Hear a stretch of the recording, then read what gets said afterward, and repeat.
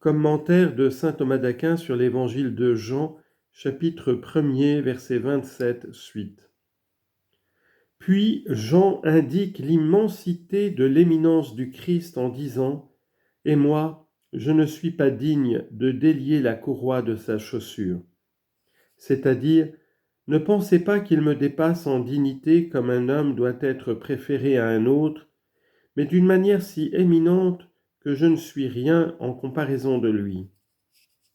C'est évident, puisque je ne suis pas digne de délier la courroie de sa chaussure, ce qui est le plus humble des services que l'on puisse rendre aux hommes.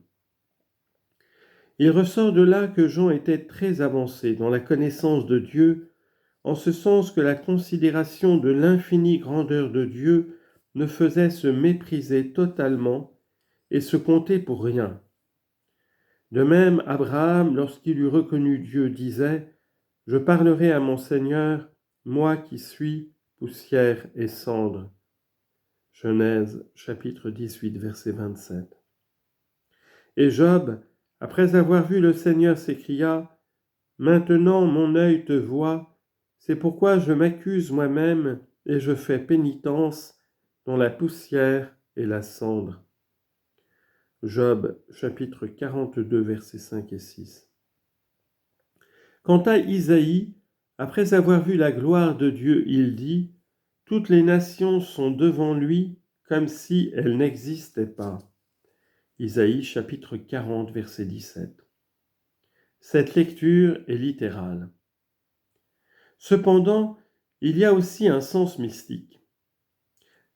Selon saint Grégoire, par la chaussure qui est faite avec des peaux d'animaux morts, il faut entendre la nature humaine mortelle que le Christ a prise. Selon cette parole, j'étendrai ma chaussure en idumée. Psaume 59, verset 10. La courroie de la chaussure est l'union même de la divinité et de l'humanité que ni Jean ni aucun autre ne peut dénouer, ni n'a pu pleinement scruter, puisque cette union était telle qu'elle faisait de l'homme un Dieu et de Dieu un homme. C'est pourquoi Jean dit « Je ne suis pas digne de délier la courroie de sa chaussure », c'est-à-dire d'expliquer le mystère de l'incarnation. Entendons au sens plénier et parfait, car, d'une certaine manière, Jean et les autres prédicateurs, bien qu'imparfaitement, dénouent la courroie de sa chaussure.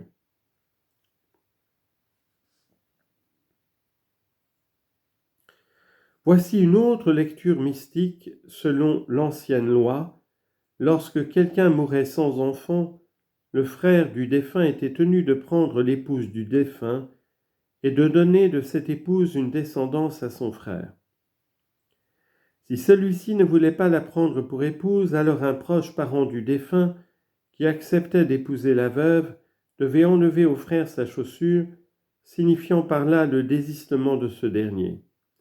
Il prenait alors la veuve pour épouse, et la maison du premier devait s'appeler maison du déchaussé.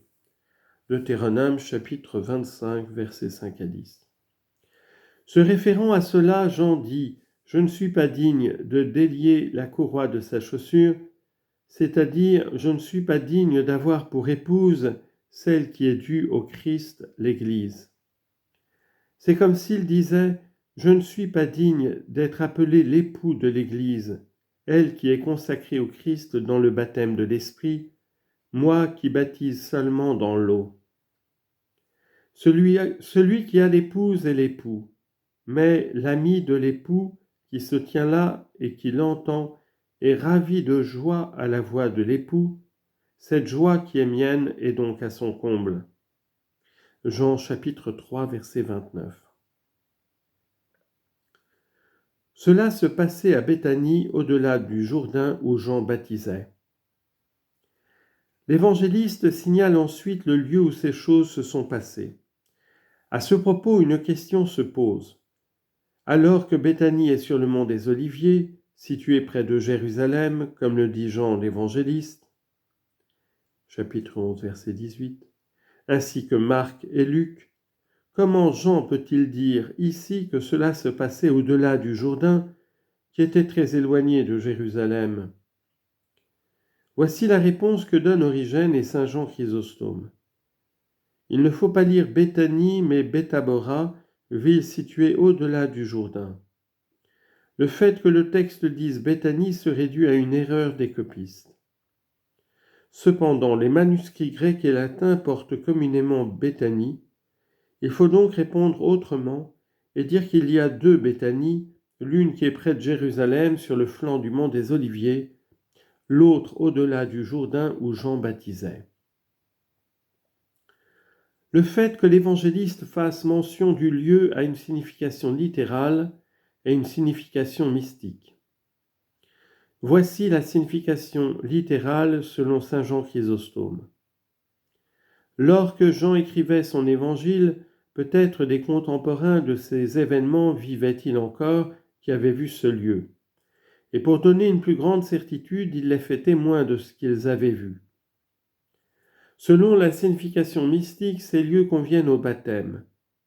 En effet, si on lit Béthanie, qui se traduit maison d'obéissance, cela signifie que l'obéissance de la foi est nécessaire pour parvenir au baptême. Ainsi l'Épître aux Romains dit « Nous avons reçu mission d'apôtres pour amener tous les païens à l'obéissance de la foi. » Romains chapitre 1 verset 5. Mais si on lit Béthabora, qui se traduit maison de la préparation, cela signifie que par le baptême, nous sommes préparés à la vie éternelle.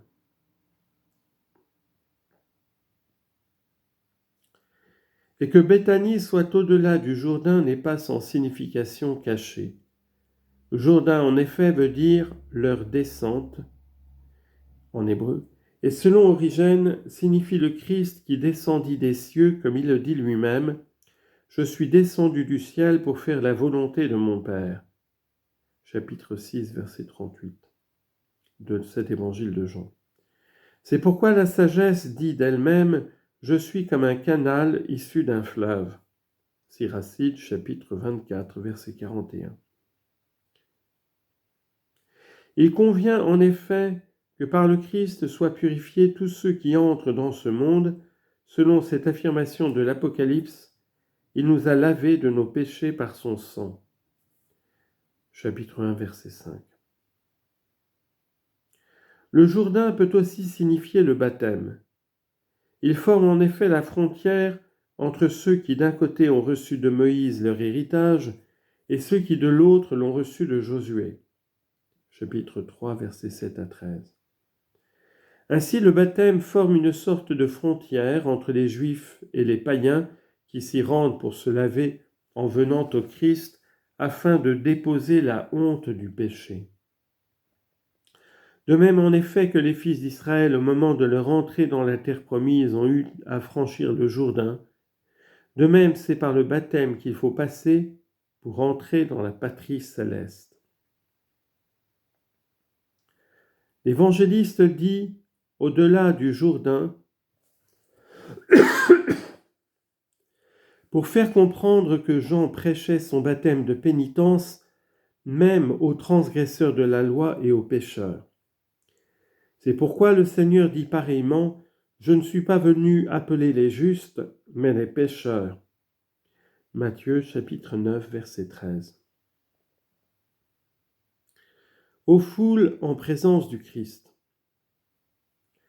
Dans les versets précédents, Jean, interrogé par les pharisiens, a rendu témoignage au Christ. Maintenant, c'est en sa présence et spontanément qu'il va rendre un nouveau témoignage au Christ. Il donne d'abord son témoignage, puis il le confirme.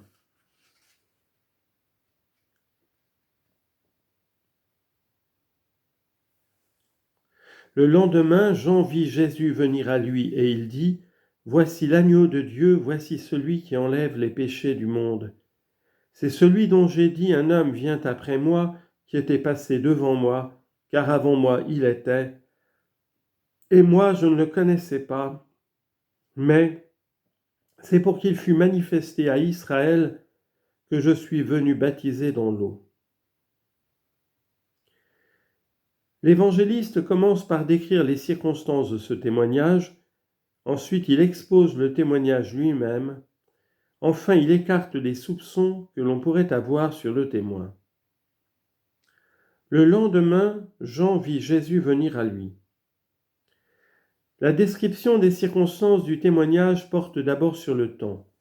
L'évangéliste dit le lendemain, pour mettre en valeur la constance de Jean, qui ne rendit pas témoignage au Christ un jour ni une fois seulement, mais bien des jours et de nombreuses fois. Chaque jour, je bénirai ton nom. Psaume 144, verset 2. Cela met aussi en relief sa croissance. En effet, les jours ne doivent pas se succéder pour nous d'une manière uniforme, mais chacun doit être autre que le précédent, c'est-à-dire meilleur. Selon le psaume, ils iront de vertu en vertu. Psaume 83, verset 8. Une autre circonstance concerne le mode de témoignage. Jean vit Jésus. Par là, l'évangéliste montre sa certitude, car le témoignage portant sur ce qu'on a vu est plus certain. Enfin, une autre circonstance concerne celui à qui le témoignage est rendu. Jean vit Jésus venir à lui, c'est-à-dire de Galilée, selon ce que dit Matthieu, chapitre 3, verset 13. Par là, il ne faut pas entendre la venue du Christ pour son baptême, dont parlait Matthieu, mais une autre venue auprès de Jean après le baptême, à un moment où Jésus demeura près du Jourdain. Autrement, Jean-Baptiste n'aurait pas précisé « Celui qui m'a envoyé baptiser dans l'eau m'a dit, celui sur qui tu verras l'Esprit descendre et demeurer, c'est lui qui baptise dans l'Esprit Saint. Et moi j'ai vu et j'ai attesté que c'est lui le Fils de Dieu. » Jean chapitre 1 verset 33. Il avait donc déjà vu Jésus, et l'Esprit descendant sur lui comme une colombe, ainsi qu'il le dira.